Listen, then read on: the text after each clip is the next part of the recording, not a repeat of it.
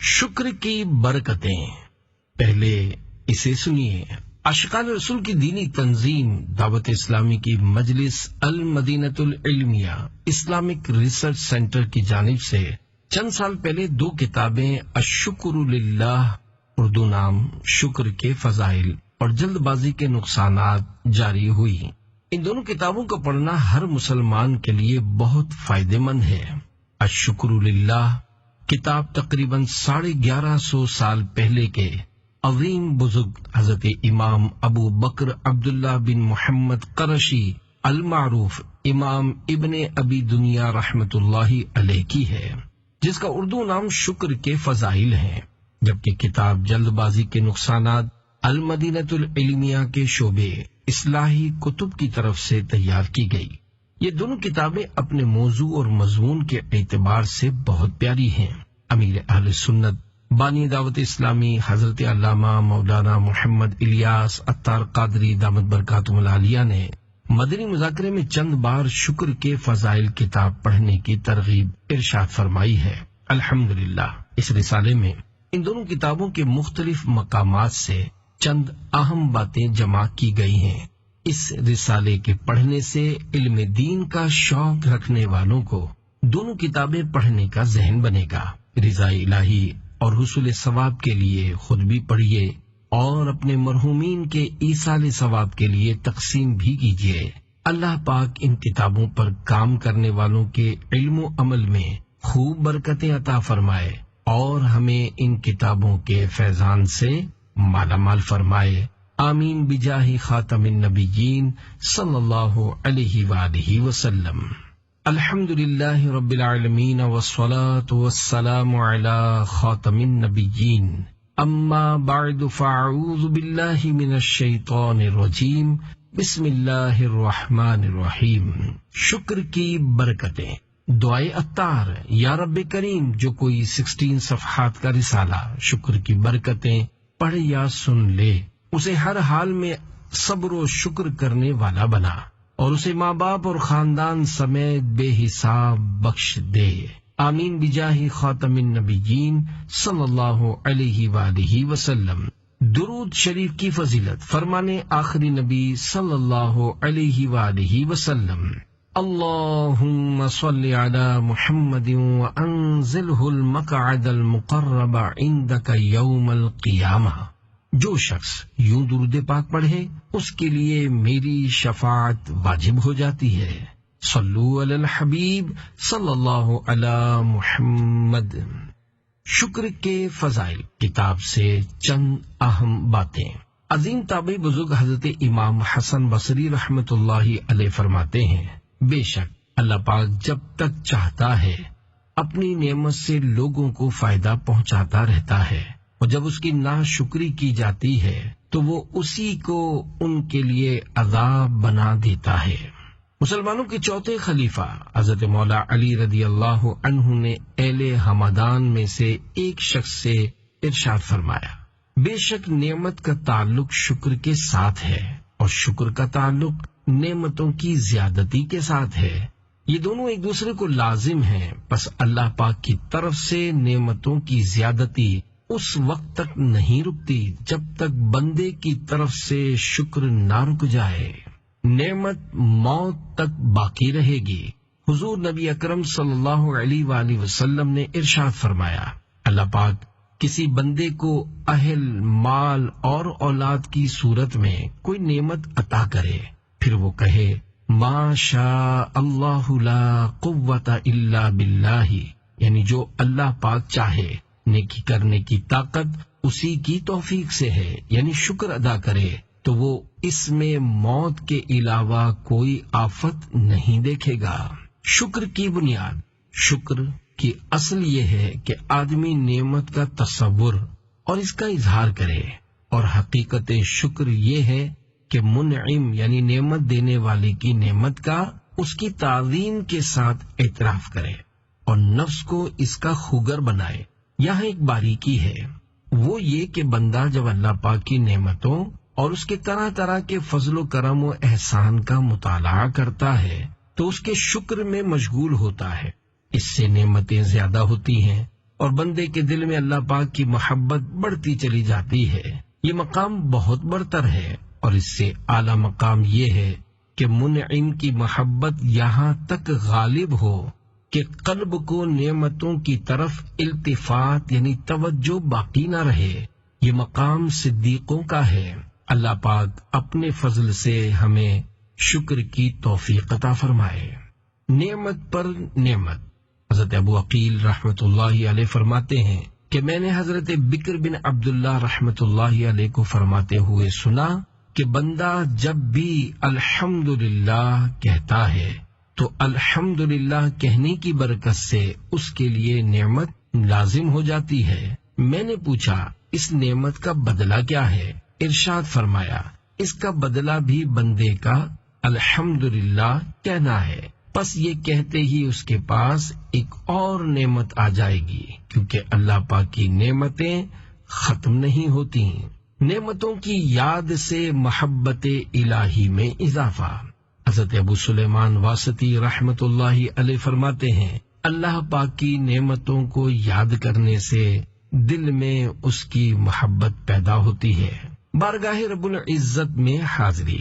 حضرت عبداللہ بن سلام رضی اللہ عنہ فرماتے ہیں بے شک اللہ پاک قیامت کے دن اپنے بندے کو اپنی بارگاہ میں حاضر کر کے اسے اپنی نعمتیں شمار کرائے گا۔ اتنا بیان کرنے کے بعد حضرت عبداللہ بن سلام رضی اللہ عنہ بہت روئے، پھر فرمایا میں امید کرتا ہوں کہ اللہ پاک بندے کو اپنی بارگاہ میں حاضر فرمانے کے بعد عذاب نہیں دے گا۔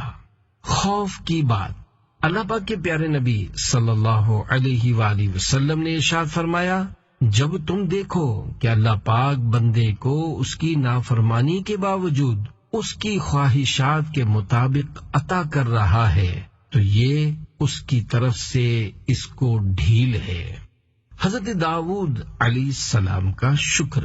حضرت داؤد علیہ السلام نے اللہ پاک کی اس طرح حمد کی الحمدللہ حمدن کما ینبغی لکرم وجہ ربی جل جلالہ، یعنی اللہ پاک کے لیے ایسی حمد ہے جیسی اس کی عزت کے شایان شان ہے۔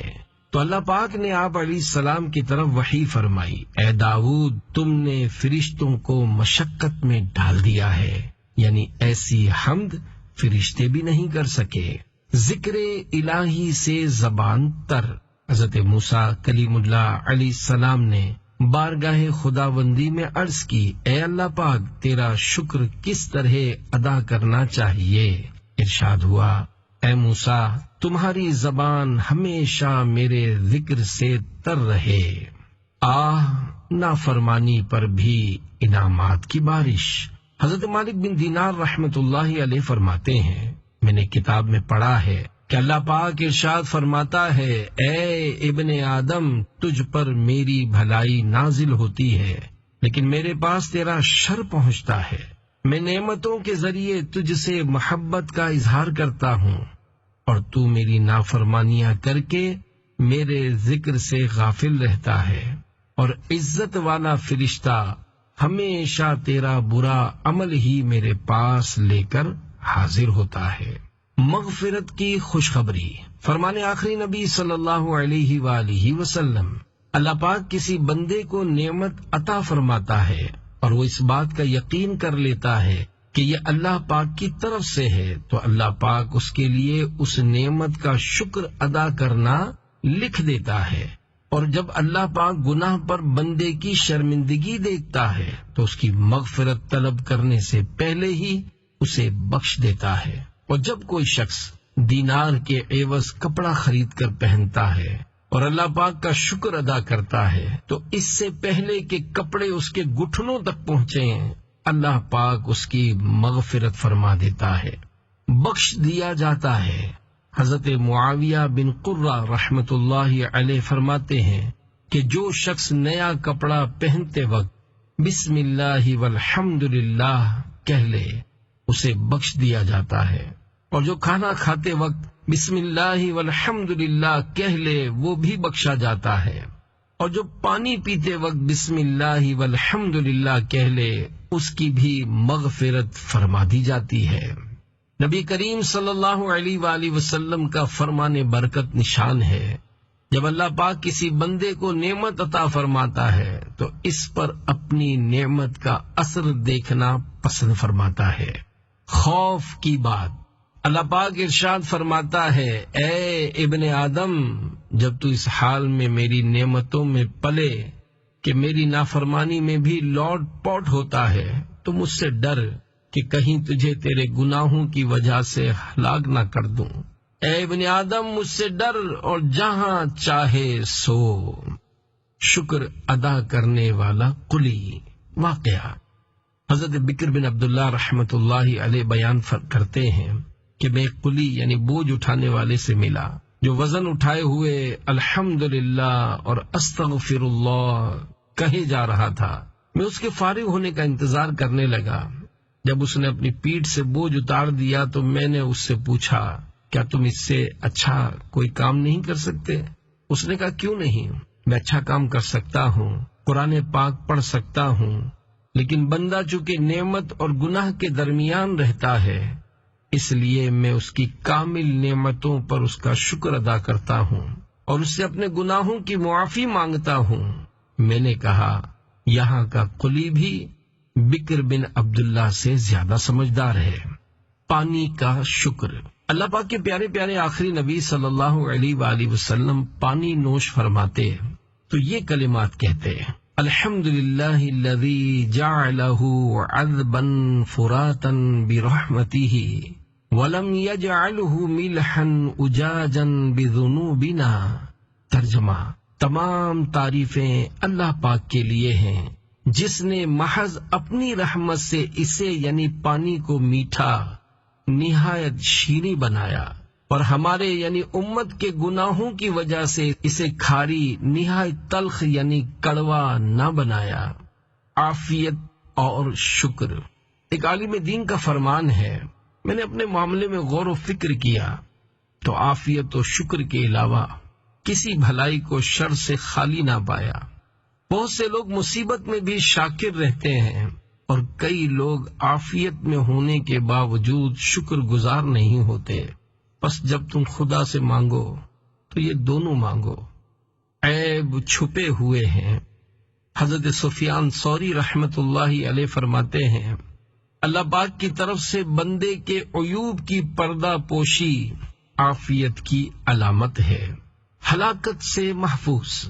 حضرت ابو العالیہ رفیع بن مہران رحمت اللہ علیہ فرماتے ہیں، مجھے امید ہے کہ نعمت پر اللہ پاک کا شکر ادا کرنے والا اور گناہ کی معافی مانگنے والا بندہ ہلاک نہیں ہوگا۔ نعمت کی قدر۔ اللہ پاک کے محبوب صلی اللہ علیہ وآلہ وسلم نے ارشاد فرمایا، جب تم میں سے کوئی اللہ پاک کی نعمتوں کی قدر جاننا چاہے تو اپنے سے کم نعمت والوں کو دیکھے، زیادہ والوں کو نہ دیکھے۔ آئینہ دیکھ کر پڑھنے کی دعا۔ نبی مکرم صلی اللہ علیہ وآلہ وسلم جب آئینے میں اپنا رخ انور دیکھتے تو یہ دعا پڑھتے، الحمدللہ الذی سوى خلقی فعدلہ وکرم صورت وجہی وحسنہا وجعلنی من المسلمین۔ یعنی تمام تعریفیں اللہ پاک کے لیے ہیں جس نے درست طریقے سے میری تخلیق فرمائی، میرے چہرے کو مکرم اور خوبصورت بنایا اور مجھے مسلمانوں میں شامل رکھا۔ مصیبت میں نعمت۔ حضرت حبیب بن عبید رحمت اللہ علیہ فرماتے ہیں، اللہ پاک بندے کو کسی بھی مصیبت میں مبتلا فرماتا ہے تو اس میں اس کی نعمت بھی ہوتی ہے، اور وہ یہ کہ اللہ پاک نے اس کو اس سے سخت مصیبت میں مبتلا نہیں فرمایا، حالانکہ اگر وہ چاہتا تو اس سے بھی سخت مصیبت میں گرفتار کرتا۔ مصیبت آنے کا سبب۔ حضرت وہب بن منبہ رحمت اللہ علیہ فرماتے ہیں، مصیبت اس لیے نازل ہوتی ہے تاکہ اس کے سبب بندہ رب کی بارگاہ میں دعا کرے۔ نعمتوں پر شکر کرنا رب کو پسند ہے۔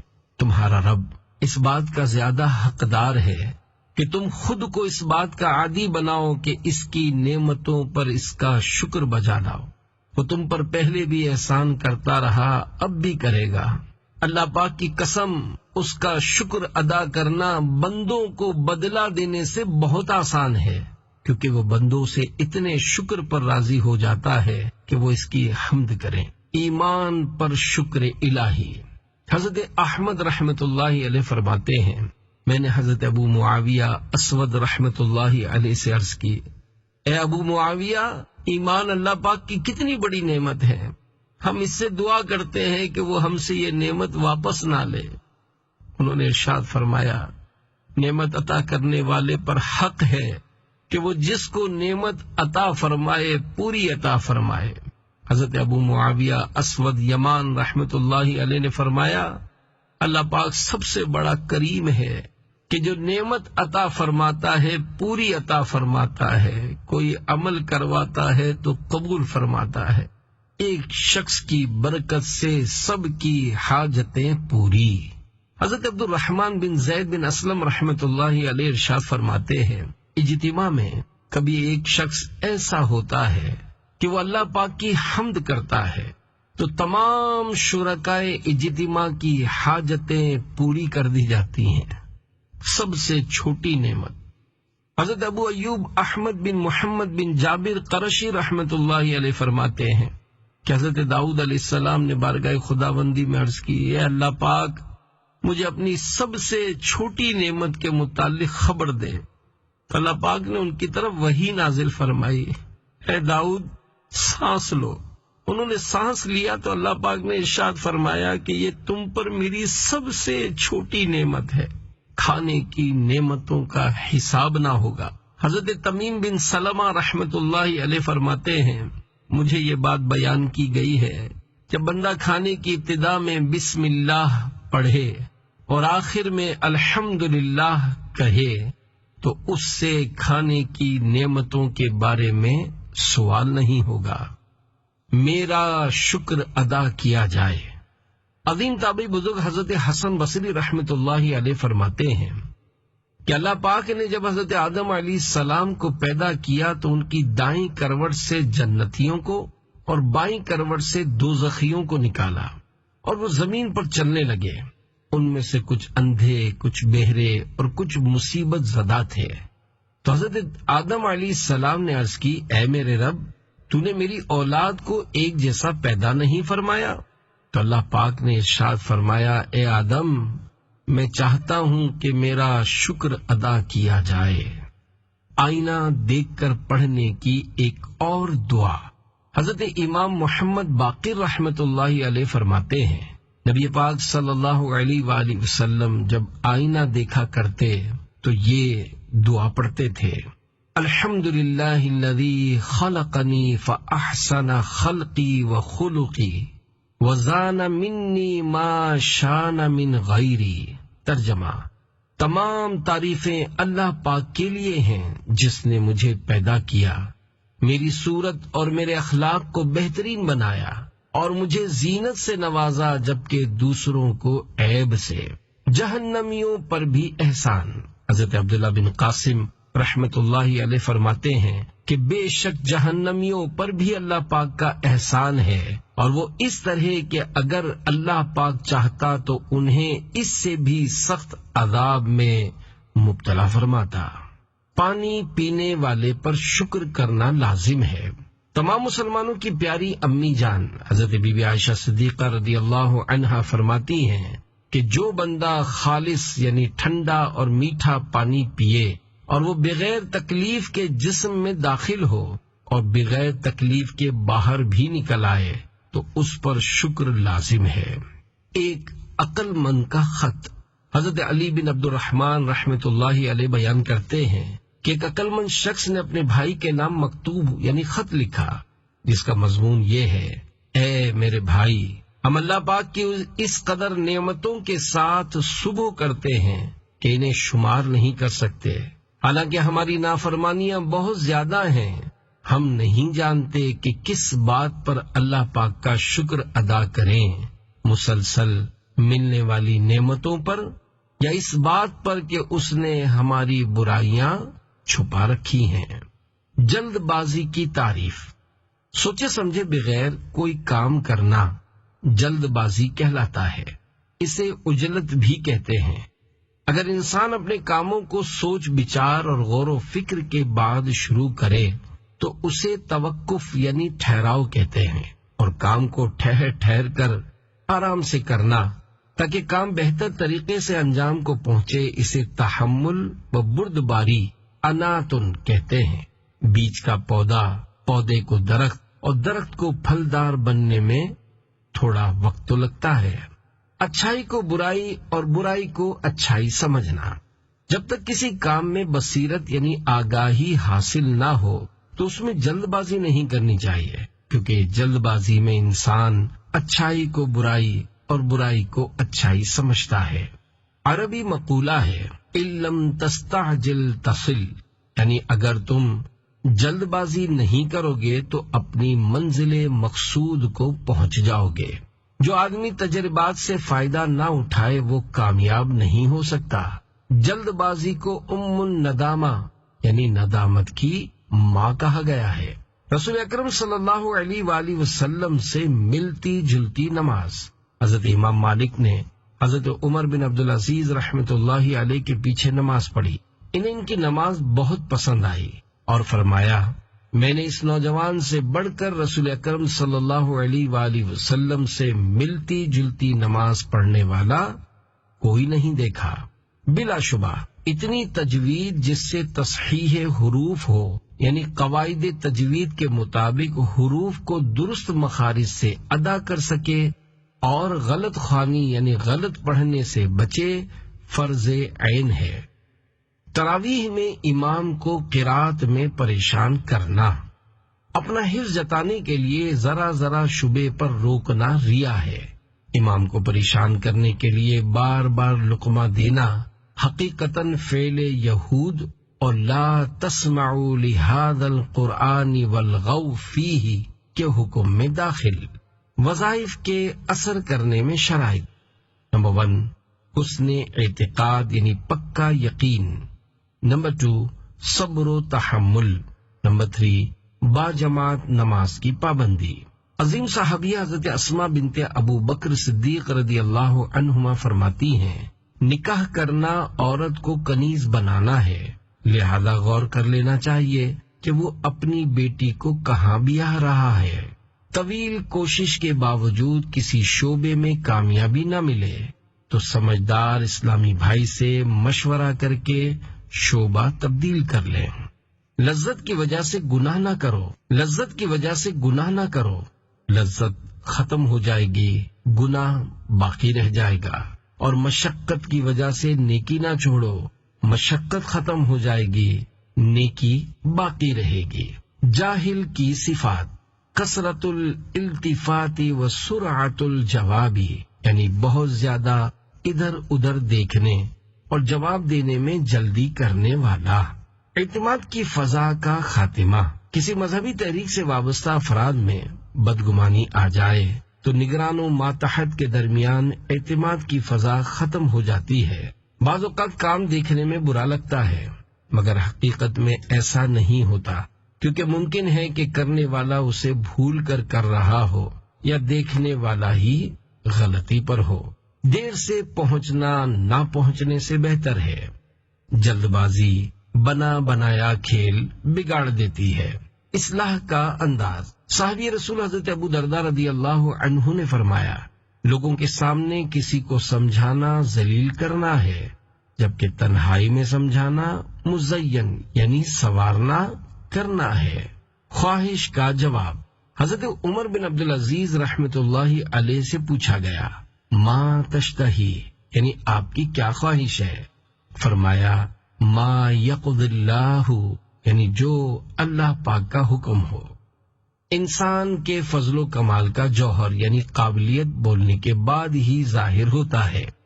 حضور اکرم صلی اللہ علیہ وآلہ وسلم نے فرمایا، کام تدبیر یعنی سوچ بچار سے اختیار کرو، پھر اگر اس کے انجام میں بھلائی دیکھو تو کر گزرو، اور اگر گمراہی کا خوف کرو تو باز رہو۔ شرح حدیث، جو کام کرنا ہو پہلے اس کا انجام سوچو پھر کام شروع کرو۔ اگر تمہیں کسی کام کے انجام میں دینی یا دنیاوی خرابی نظر آئے تو کام شروع ہی نہ کرو، اور اگر شروع کر چکے ہو تو باز رہ جاؤ، اسے پورا نہ کرو۔ حدیث پاک میں ہے، اطمینان ہر چیز میں ہو سوائے آخرت کے کام میں۔ شیطان کار خیر یعنی بھلائی کے کام میں تاخیر کروا کر پھر اس سے رکوا دیتا ہے۔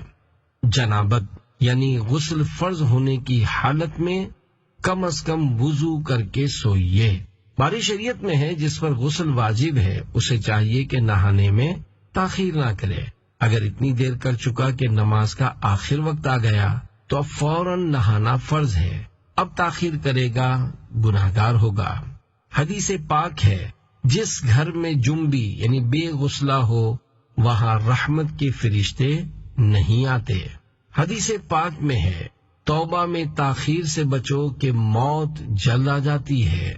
کسی کی اصلاح میں دیر نہ کیجیے، کسی کو برائی میں مبتلا دیکھ کر احسن انداز میں نرمی اور شفقت کے ساتھ اس کی اصلاح میں دیر نہ کیجیے۔ اگر نماز جمعہ سے قبل جنازہ تیار ہو جائے تو جماعت کثیر کا انتظار نہ کرنا چاہیے بلکہ جنازہ پڑھ لیجیے۔